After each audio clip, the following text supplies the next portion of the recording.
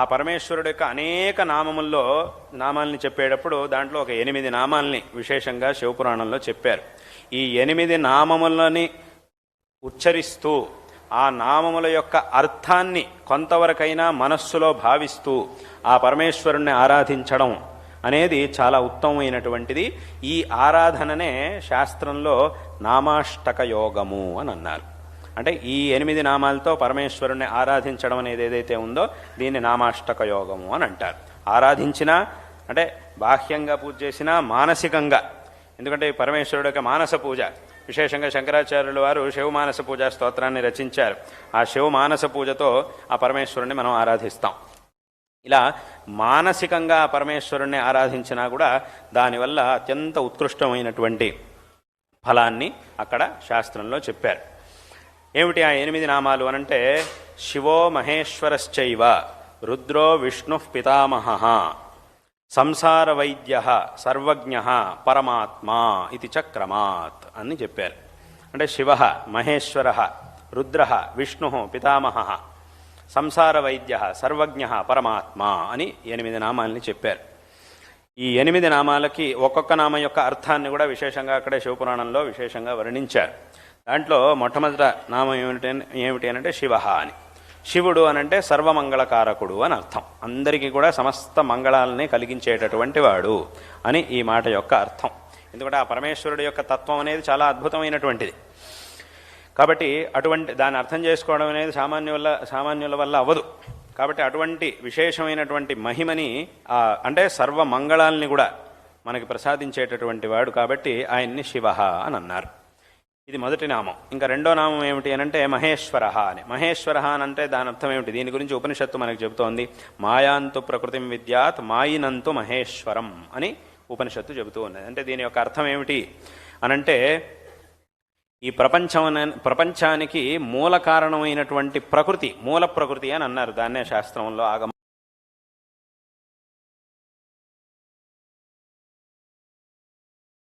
కానీ ఏ ప్రపంచానికి, ఏ ప్రకృతికి ఈ సమస్త ప్రపంచము అధీనమై ఉన్నదో ఆ ప్రకృతి ఎవరి అధీనంగా ఉంటుంది అనంటే పరమేశ్వరుడి అధీనంగా ఉంటుంది.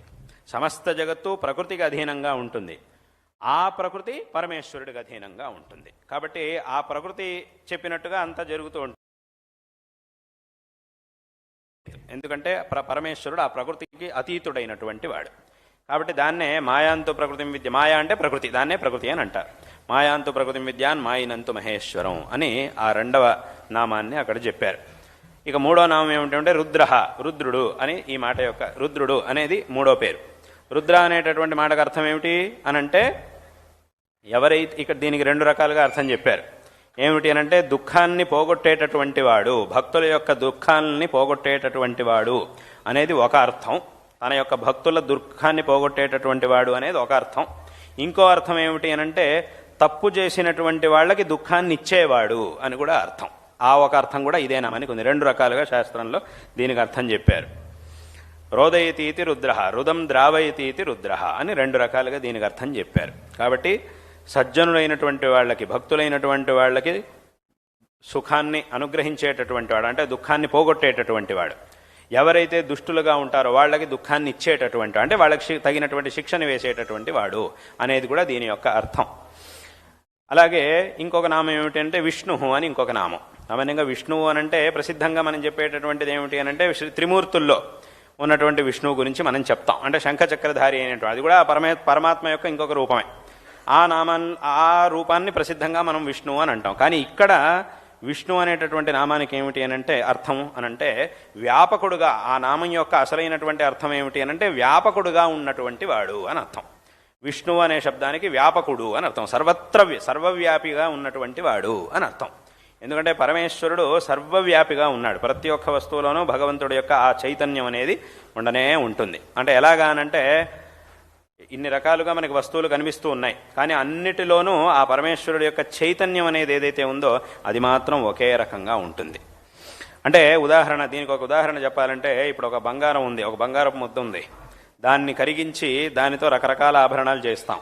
ఒక కిరీటాన్ని చేస్తున్నాం, గాజుల్ని చేయిస్తున్నాం, హారాలని చేయిస్తున్నాం, అన్నీ చేయిస్తున్నాం, ఉంగరాలు చేయిస్తున్నాం, అన్నీ చేయిస్తాం. అంటే మొట్టమొదటి అదంతా కూడా ఒకే బంగారం యొక్క ముద్దగా ఉంది. దాన్ని కరిగించి దాంతో రకరకాల ఆభరణాలు చేస్తున్నాం. ఇలా రకరకాల ఆభరణాలు చేసినప్పుడు ఏమవుతుందనంటే ఒక్కొక్క ఆభరణము ఒక్కొక్క ఆకృతిలో ఉంటుంది.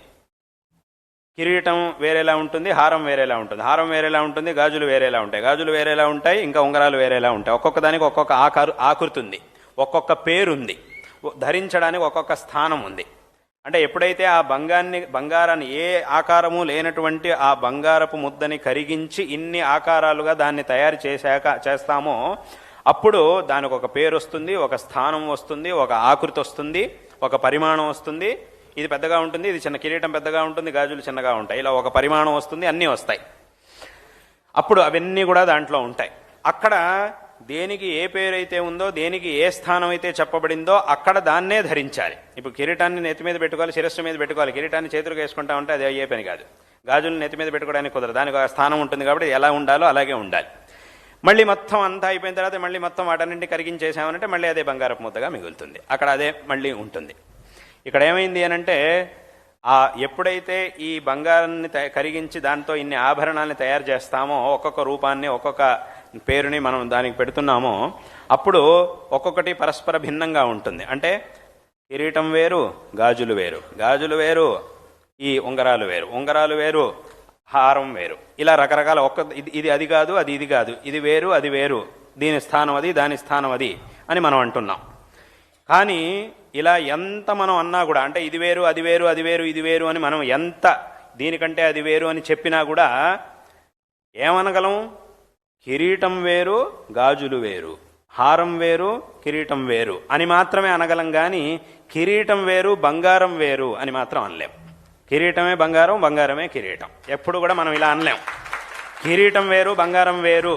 ఇప్పుడు ఇది కిరీటం, ఇది హారం అని రెండింటిని విడివిడిగా చూపిస్తాం. ఆ రకంగా ఇది కిరీటం, ఇది బంగారం అని రెండింటిని విడగొట్టి చూపించలేం. ఎందుకంటే కిరీటమే బంగారం. అంటే బంగారమే ఆ ఆకృతిని పొందినప్పుడు దాన్ని కిరీటం అని అంటున్నాం. అదే బంగారాన్ని కరిగించి దాన్ని గాజులుగా తయారు చేసి ఇంకో ఆకృతినిస్తే దాన్ని గాజులు అని మనం అంటున్నాం. కాబట్టి ఏ ఆభరణాలు ఏవైతే తయారైనాయో వాట్లలో మనం పరస్పర భేదాన్ని చెప్తాం. ఇది వేరు, అది వేరు, దీని పేరు ఇది, దాని పేరు అది అని అంటాం. కానీ ఇది వేరు, బంగారం వేరు అని మాత్రం ఎప్పటికీ అనలేం. ఎందుకంటే అదే బంగారం కాబట్టి. బంగారం ఎలాగైతే అక్కడికి ఏమైంది అంటే ఈ అవాంతరమైనటువంటి భేదాలు ఏవైతే ఉన్నాయో అవి ఎన్నొచ్చినా కూడా, ఒక బంగారం ముద్ద నుంచి ఎన్ని రకాల వస్తువుల్ని తయారు చేసినా కూడా అన్నిటిలోనూ బంగారం మాత్రం అలాగే ఉంటుంది. దానిలో ఏ విధంగా అన్ని ఆభరణాల్లోనూ అన్ని మూలలా బంగారం అనేది వ్యాపించి ఉంటుంది. ఒక కిరీటం బంగారం, మొత్తం బంగారంతో కిరీటం చేసినప్పుడు ఆ కిరీటంలో పై భాగమైనా, కింద భాగమైనా, ముందైనా, వెనకైనా, లోపలైనా, బయటైనా అన్ని చోట్ల బంగారం అనేది ఉండనే ఉంటుంది. బంగారం లేనటువంటి చోటే లేదు అక్కడ. కాబట్టి అంటే ఆ కిరీటం అనేది బంగారంలోనే ఉంటుంది, బంగారాన్ని దాటి బయటికి రాదు కిరీటం, ఎంత మనం తయారు చేసినా కూడా. అదేవిధంగా ఈ ప్రపంచంలో ఇన్ని రకాల వస్తువులు మనకు కనిపిస్తూ ఉన్నాయి. కానీ ప్రతి ఒక్క వస్తువు ఇది వేరు, అది వేరు, ఇది అది, అది ఇది అని చెప్పి మనం వ్యవహరిస్తూ ఉంటాం. కానీ అన్నిటిలోనూ ఆ ఈశ్వర చైతన్యం అనేది ఉండనే ఉంటుంది. కాబట్టి ఎక్కడ అలాగైతే ఎలాగైతే అక్కడ బంగారం అనేది ఉందో అలాగే ఇక్కడ కూడా అన్నిటిలోనూ అది వ్యాపించి ఉండనే ఉంటుంది. ఆ పరమేశ్వర చైతన్యం అనేది వ్యాపించి ఉండనే ఉంటుంది. అది ఆయా సందర్భాల్లో ఒక్కొక్క రకంగా ఒక్కొక్క చోట అది అభివ్యక్తిని పొందుతూ ఉంటుంది. కాబట్టి ఆ భగవంతుడికి ఉన్నటువంటి నామాల్లో విష్ణు అనేటటువంటి, అంటే భగవంతుడు వ్యాపకుడు, సర్వత్ర వ్యాపించి ఉన్నటువంటి వాడు అని దాని యొక్క అర్థం. అలాగే ఇంకొక నామం ఏం చెప్పారు అంటే పితామహ అని ఒక నామం చెప్పారు. సామాన్యంగా లోకంలో పితామహుడు అని అంటే ఎవరు?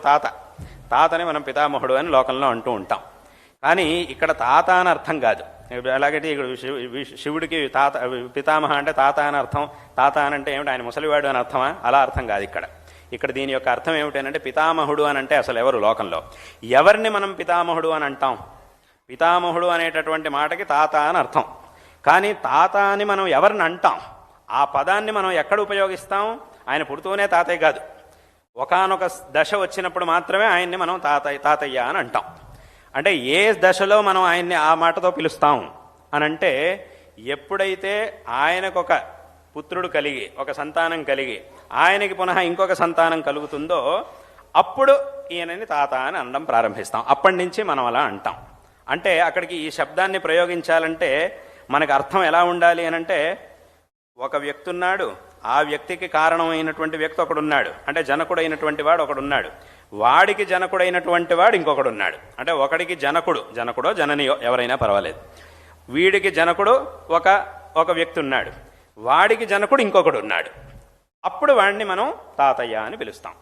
ఎప్పటి వరకైతే ఒక జనకుడికి జనకుడు వీడవడో అప్పటి వరకు ఆ మాటని మనం ఉపయోగించేది లేదు. అది అయిన తర్వాతే మనం ఆ మాటను ఉపయోగిస్తాం. అప్పటి నుంచి మొదలెడతాం ఆ మాటని పలకడం. నేను తాతయ్యాడు అని అంటాం, నేను తాతగారు అయ్యాడు ఇప్పుడు అని అంటాం. ఇప్పుడు ఆ మనవడు పుట్టినప్పుడు అంటాం. అంటే అక్కడికి ఏమైంది? దీని ద్వారా మనం ఏమర్థాన్ని తెలుసుకోవాలి, శాస్త్రం ఏం చెప్పదలుచుకుంది అని అంటే, ఈ నామం ద్వారా కారణానికి కారణము అంటే ఈ ప్రపంచంలో ఏ వస్తువు అవ్వాలన్నా కూడా దానికి ఒక కారణం అనేది ఉంటుంది. దానికొక కారణం ఇలా ఎక్కడో ఒక చోట వెళ్తుంది. ఇలా అన్నిటికీ కూడా కారణం ఎవరు అనంటే భగవంతుడు. అంటే కారణానికి కూడా కారణుడైనటువంటి వాడు. లోకంలో అన్ని వస్తువులకు ఒక కారణమైన ఉంటుంది. కారణములుగా ఉండే వస్తువులన్నిటికీ కూడా కారణం అంటే మూల కారణం. ఆయనే మూల కారణం. ఇంకా ఆయనకి మళ్ళీ ఇంకో కారణం అనేది ఉండదు. భగవంతుడికి మళ్ళీ ఇంకొకడు కారణంగా ఉండడు. ఆయనే అన్నిటికీ కూడా కారణం.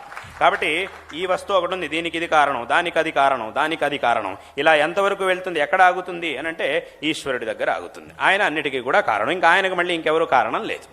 కాబట్టి ఇక్కడ పితామహుడు అనేటటువంటి పేరుతో మనం తెలుసుకోవాల్సినటువంటి అర్థం ఇది. ఏమిటి అంటే కారణాలన్నిటికీ కూడా కారణుడైనటువంటి వాడు అని. కాబట్టి ఇది ఇంకొక నామం. ఆ తర్వాత సంసార వైద్య అని ఒక మాట అన్నారు. సంసార వైద్య అని అంటే ఏమిటి? ఈ సంసారం అనేది ఒక వ్యాధి లాంటిది. సంసారం అనేటటువంటిది ఏదైతే ఉందో ఇది ఒక వ్యాధి. అసలు మొత్తం సంసారంలో ఉన్నటువంటి సమస్య ఏమిటి అంటే ఆకలి. ఎవరికైనా కూడా అంతే. మొత్తం ఒక మనిషి అయినా ఒక జంతువు అయినా ఏమైనా కూడా సంసారంలో ఆకలి అనేటటువంటిది ఎప్పుడైతే అది ఉండదో అక్కడికి సంసారమే ఆగిపోతుంది. ఇంకా సంసారం అనేది ఉండదు. ఎప్పుడైతే ఆకలి అనేది ఉండదో అప్పుడు సంసారం అనేది అక్కడికి పూర్తయిపోతుంది. ఈ ఆకలిని శాస్త్రంలో ఒక వ్యాధిగా పరిగణించారు. అంటే వ్యాధులు ఎలా ఉంటాయి? కొన్ని వ్యాధులు ఎలా ఉంటాయంటే ఒకరోజు వస్తుంది, మర్నాటికి వెళ్ళిపోతుంది. ఒక రోజు ఉంది, వారం రోజులు ఉంటుంది, 10 రోజులు ఉంటుంది, నెల రోజులు ఉంటుంది, సంవత్సరం ఉంటుంది. పుట్టినప్పటి నుంచి ఉంటుంది, మధ్యలో సరిపోతుంది, మధ్యలో మొదలవుతుంది, పోయేంత వరకు ఉంటుంది. అలాగే పుట్టినప్పటి నుంచి ఉంటుంది, పోయేంత వరకు ఉంటుంది. ఇలా రకరకాలుగా ఉంటాయి వ్యాధులు. అటువంటి వ్యాధుల్లో ఈ ఆకలి అనేటటువంటిది ఏదైతే ఉందో అది పుట్టినప్పటి నుంచి చివరి వరకు ఉండే ఏ జన్మ వచ్చినా కూడా పుట్టినప్పటి నుంచి చివరి వరకు మరణించేంత వరకు ఉండేటటువంటి ఒక వ్యాధే ఇది. అలాగే ఇప్పుడు లోకంలో రకరకాల వ్యాధులకు రోజు దానికి మందు తీసుకోవాలి. 1 పూటో 2 పూటో 3 పూటలో దానికి కావలసినటువంటి ఔషధాన్ని సేవించాలి. అదేవిధంగా ఇక్కడ ఈ ఆకలి అనేటటువంటి వ్యాధి ఏదైతే ఉందో దీనికి ఔషధం ఏమిటి అనంటే ఆహారం. ఆ ఆహారాన్ని ఆయా పూటల్లో తప్పకుండా స్వీకరించాల్సిందే. కాబట్టి శాస్త్రంలో ఏం చెప్పారు? ఎప్పటి వరకైతే ఈ ఆకలి అనేటటువంటి వ్యాధి ఉంటుందో అప్పటి వరకు సంసారం అనేది ఉంటుంది. కాబట్టి అక్కడికి ఈ సంసారం అనేది ఎక్కడి నుంచి వచ్చింది? లోకంలో ఒక వైద్యుడు ఏం చేస్తాడు? ఏదో ఒక వ్యాధి వచ్చి మనం ఆ వైద్యుడి దగ్గరికి వెళ్ళినప్పుడు ఇప్పుడు వైద్యుడు ఏం చేస్తాడు అనంటే వ్యాధి వచ్చిన విషయం అందరికీ, ఇప్పుడు ఒకటి జ్వరం వచ్చింది, ఏదో వ్యాధి వచ్చింది, ఈ వ్యాధి వచ్చింది అనేది ఎవరికైనా తెలుసు. ఇప్పుడు వీడి తలనొప్పి వచ్చింది, కడుపు నొప్పి వచ్చింది అనేది అది ఎవరికైనా తెలుస్తుంది, వాడు చెప్తే తెలుస్తుంది. కానీ ఎందుకు వచ్చింది అనేది మాత్రం వేరే ఎవరికీ తెలియదు, అది వైద్యుడికి మాత్రమే తెలుస్తుంది. ఆ విషయాన్ని వైద్యుడు మాత్రం కనిపెట్టగలుగుతాడు. అంటే వ్యాధిని అందరూ తెలుసుకోగలిగినా కూడా వ్యాధి యొక్క మూలాన్ని మాత్రం తెలుసుకున్నటువంటి వాడు వైద్యుడు మాత్రమే తెలుసుకోగలుగుతాడు. అలా మూలాన్ని తెలుసుకున్నప్పుడు మాత్రమే దాన్ని సరిచేయడానికి కావలసినటువంటి ఔషధాన్ని దాన్ని నయం చేయడానికి కావలసినటువంటి మందుని ఆయన ఇవ్వగలుగుతాడు. కాబట్టి ఆ మందుని ఇవ్వాలి, సరి చేయడానికంటే దాన్ని నయం చేయడానికి కావలసినటువంటి మందుని ఇవ్వాలి అనంటే దాని యొక్క మూలం తెలిసిన వాడై ఉండాలి వైద్యుడు. అప్పుడు మాత్రమే ఆ ఔషధాన్ని ఇవ్వగలుగుతాడు. అదేవిధంగా ఈ సంసారం అనేది ఒక వ్యాధి అంటే దీని యొక్క మూలం ఎవరికి తెలుసో ఆయన మాత్రమే దీనికి తగినటువంటి ఔషధాన్ని ఇవ్వగలుగుతాడు. ఈ సంసారం యొక్క మూలం అంటే ఇది ఎక్కడి నుంచి మొదలైంది అని అంటే అజ్ఞానం నుంచి మొదలైంది. అందుకే దీన్ని శాస్త్రంలో అవిద్య అని అంటారు. దీన్నే శాస్త్రంలో అవిద్య, అజ్ఞానం, మాయ ఇలా రకరకాల శబ్దాలతో చెప్పారు. కాబట్టి ఇటువంటి అజ్ఞానం నుంచి ఈ ప్రపంచం, అవిద్య నుంచి ఈ ప్రపంచం అనేది వచ్చింది. కాబట్టి ఆ అవిద్య అంటే అజ్ఞానం, ఆ అజ్ఞానం పోవాలి అనంటే దానికి ఉన్నటువంటి ఏకమాత్రమైన మార్గం ఏమిటి అనంటే వేరే ఏది కాదు, జ్ఞానం. అంటే ఎలాగైతే చీకటి పోవాలి, అంధకారం పోవాలి అనంటే దానికి ఉన్నటువంటి ఏకైక మార్గం అనంటే కాంతి. ఆ ప్రకాశం అనేది ఉంటేనే, వెలుతురు అనేది ఉంటేనే అంధకారం అనేది నాశనం అవుతుంది. అది లేకుండా ఇంకేం చేసినా కూడా వందల కోట్ల రూపాయలు తెచ్చిపెట్టినా కూడా అంధకారం పోదు. ఒక దీపాన్ని వెలిగిస్తే అంధకారం పోతుంది. కాబట్టి అదేవిధంగా ఈ సంసారం అనేది ఏదైతే ఉందో దీనికి మూలం ఏమిటి అనంటే అజ్ఞానం. అటువంటి అజ్ఞానం పోవాలి అనంటే జ్ఞానం కావాలి. ఆ జ్ఞానాన్ని మనకి ప్రసాదించేది ఎవరు అనంటే అది కూడా భగవంతుడే. కాబట్టి ఆ అంటే జ్ఞానం అనేటటువంటి ఔషధాన్ని భగవంతుడు మనకి ఇవ్వాలి అనంటే ఆ ఏ వ్యాధికైతే ఈ ఔషధాన్ని ఇవ్వాలో ఆ వ్యాధి యొక్క మూలాన్ని భగవంతుడు ఆ మూలాన్ని తెలిసిన వాడై ఉండాలి. ఎలాగైతే ఇందాక చెప్పినట్టుగా మాయ, ఆ మాయని తన అధీనంలో ఉంచుకున్నటువంటి వాడు పరమేశ్వరుడు. కాబట్టి ఆ మాయ పరమేశ్వరుడు నేను చేయదు. కాబట్టి మనం కూడా ఆ పరమేశ్వరుని ఆశ్రయించినప్పుడు ఈ మాయ నుంచి మనం బయటపడగలుగుతాం. పరమేశ్వరుడు యొక్క అనుగ్రహంతో జ్ఞానాన్ని పొంది ఈ మాయ నుంచి మనం పడగలుగుతాం. కాబట్టి అక్కడికి ఏమైంది అనంటే తనని ఎవరైతే ఆశ్రయిస్తారో వాళ్ళకి జ్ఞానాన్ని ప్రసాదించి ఈ ప్రపంచం యొక్క అజ్ఞానాన్ని, ఆ సంసారం యొక్క మూలమైన అజ్ఞానాన్ని పోగొట్టి వాళ్ళకి మోక్షాన్ని ప్రసాదించేటటువంటి వాడు, జ్ఞానాన్ని ప్రసాదించి తద్వారా మోక్షాన్ని ప్రసాదించేటటువంటి వాడు అని ఈ మాట యొక్క అర్థం. సంసార వైద్య అనేటటువంటి మాట యొక్క అర్థం. అలాగే ఇంకొక నామం ఏమిటి? సర్వజ్ఞ. ఇక్కడ ఉండేటటువంటి ఇంకొక నామం సర్వజ్ఞ అంట. సర్వజ్ఞుడు అనంటే అన్నీ తెలిసినటువంటి వాడు. అన్నీ తెలిసినటువంటి వాడు అనంటే అక్కడికి ఏమిటి, దాని అర్థం ఏమిటి? ఇప్పుడు ఇక్కడ ఇంతమంది ఉన్నారు, ఒక 100 మంది ఉన్నారు, 100 కుర్చీలు వేశారు. సరిగ్గా 100 కుర్చీలు వేశారు అని తెలుసు. ఆ కుర్చీలన్నీ నిండినాయంటే అక్కడికి 100 మంది వచ్చారు అని లెక్క. అది స్పష్టంగా తెలుసు, వేసినటువంటి వాడికి స్పష్టంగా తెలుసు. ఒక నెమ్మదిగా జనాలు రావడం మొదలెట్టారు. మొత్తానికి 100 కుర్చీలు నిండాయి. నిండంగానే వీడేమంటున్నాడు అనంటే ఇక్కడికి 100 మంది వచ్చారు అని చెప్తున్నాడు. అక్కడికి వీడు 100 మంది వచ్చారు అనేటటువంటి జ్ఞానం వీడికి వచ్చింది. ఆ 100 మంది ఉన్నారు అనే జ్ఞానం చెప్పిన వాడికి వచ్చింది. కానీ ఈ 100 మందిలో ఒక్కొక్కడి పేరేమిటి, వాడి ఊరేమిటి, వాడి జాతకం ఏమిటి, వాడు ఏం చేశాడు, జాతకం అంటే వాడు ఏమేం చేశాడు అని దార్థం.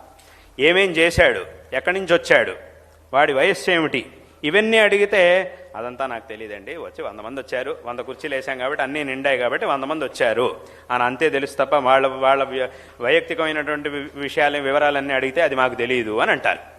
అంటే అక్కడికి ఏమైంది, 100 మంది వచ్చారు అని తెలుస్తోంది కానీ ఆ 100 మంది యొక్క ప్రత్యేకమైన వివరాలు మాత్రం ఎవరికీ తెలియదు. అంటే అక్కడికి 100 మంది వచ్చారు అని మాత్రం తెలుస్తోంది. అంటే ఇది సామాన్య జ్ఞానం మాత్రమే. ప్రత్యేకంగా ఫలానా వీడి వివరం ఇది, వీడి వివరం ఇది అని కనుక చెప్పగలిగితే అది అసలైనటువంటి జ్ఞానం, అది విశేషమైనటువంటి జ్ఞానం. కాబట్టి ఇక్కడ సర్వజ్ఞుడు అనంటే సామాన్యంగా ఏదో మొత్తం ప్రపంచం అనే జ్ఞానం ఎవరికైనా ఉంటుంది. కానీ ప్రపంచంలో ప్రతి ఒక్క వ్యక్తి, ఒక మనిషి అయినా ఒక ప్రాణి అయినా వీడు ఏం చేస్తున్నాడు, కిందటి జన్మలో ఏం చేశాడు, ఇప్పుడు ఏం చేశాడు, మనస్సుతో ఏం ఆలోచిస్తున్నాడు, ఏం మాట్లాడుతున్నాడు, శరీరంతో ఏం చేస్తున్నాడు, ఎప్పుడు ఏం చేశాడు, ఇవన్నీ కూడా తెలిసినటువంటి వాడు ఎవరు అనంటే అది ఈశ్వరుడు. కాబట్టి ఇదే అసలైనటువంటి జ్ఞానం.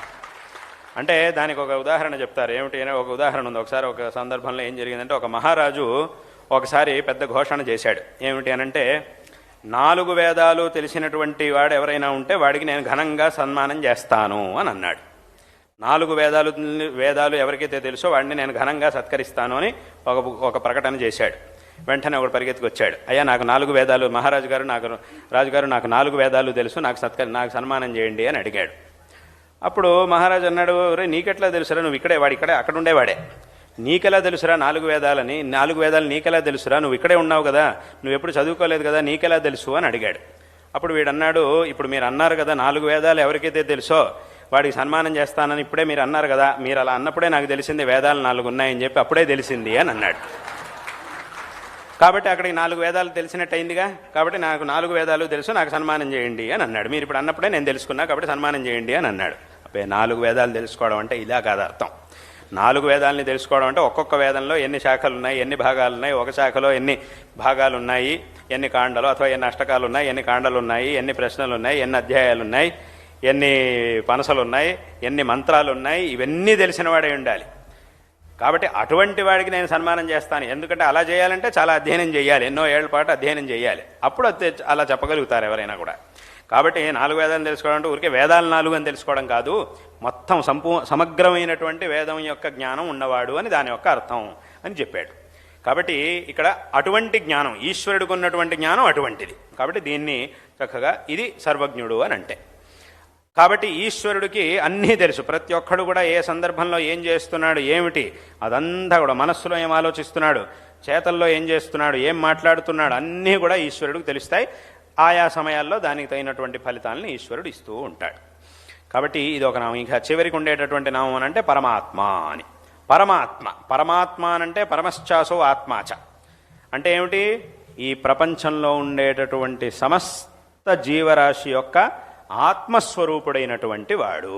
అంటే దీన్నే ఉపనిషత్తులు మనకు చెబుతున్నాయి. అహం బ్రహ్మాస్మి, జీవో బ్రహ్మైవ నాపరహ, తత్వమసి అనేటటువంటి ఉపనిషద్వాక్యాలు, మహావాక్యాలు ఏవైతే ఉన్నాయో ఆ వాక్యాలన్నీ కూడా ఏ అద్వైత తత్వాన్ని చెబుతున్నాయో, ఏమిటి? జీవాత్మ పరమాత్మ ఇద్దరు ఒకటే అనేటటువంటి ఆ తత్వాన్ని ఏదైతే చెబుతున్నాయో ఆ తత్వస్వరూపుడైనటువంటి వాడు, ప్రతి ప్రాణి యొక్క, ప్రతి జీవి యొక్క ఆత్మస్వరూపుడైనటువంటి వాడు అని దాని యొక్క అర్థం. కాబట్టి ఈ విధంగా ఆ పరమేశ్వరుడు సర్వప్రాణుల్లోనూ వ్యాపించి సర్వప్రాణుల యొక్క ఆత్మస్వరూపుడుగా ఉన్నాడు అనేటటువంటి అర్థాన్ని ఈ నామం మనకి తెలియజేస్తుంది. కాబట్టి అక్కడికి ఈ 8 నామాల్ని శివపురాణంలో పరమేశ్వరుడు యొక్క నామాల్లో చెప్పారు. అంటే అక్కడికి ఈ 8 నామాల్ని కనుక చక్కగా తెలుసుకొని ఒక్కొక్క నామం యొక్క అర్థాన్ని మనం చక్కగా మనస్సులో మననం చేసుకుంటే అక్కడికి సంపూర్ణమైనటువంటి వేదాంత తత్వం ఏదైతే ఉందో అది మొత్తం 8 నామాల్లో వచ్చేసింది. కాబట్టి అక్కడికి ఏమైందంటే ఆ పరమేశ్వరుడు ఈ 8 నామాల్లోనూ, 8 నామాల్లో మొత్తం పరమేశ్వరుడు యొక్క తత్వాన్ని, అంటే ఇంకా ఆ పరమేశ్వరుడు తప్ప ఇంకా రెండో వస్తువే లేదు ఈ ప్రపంచంలో, అటువంటి తత్వాన్ని ఈ 8 నామాలు మనకి చెబుతూ ఉన్నాయి. కాబట్టి ఈ 8 నామాల్ని కనుక ఎవరైతే రోజు మననం చేస్తారో, ఆ మననం చేసి మనస్సులో ఆ పరమేశ్వరుని ధ్యానిస్తారో అది ఒక విశేషమైనటువంటి యోగానుష్ఠానం, అదొక యోగ సాధన అని శాస్త్రం మనకి చెబుతూ ఉన్నది. ఇలా చేసినటువంటి వాడు ఆ పరమేశ్వరుడు యొక్క అనుగ్రహాన్ని పొందుతాడు అని ఆ పురాణం మనకి తెలియజేస్తూ ఉన్నది. కాబట్టి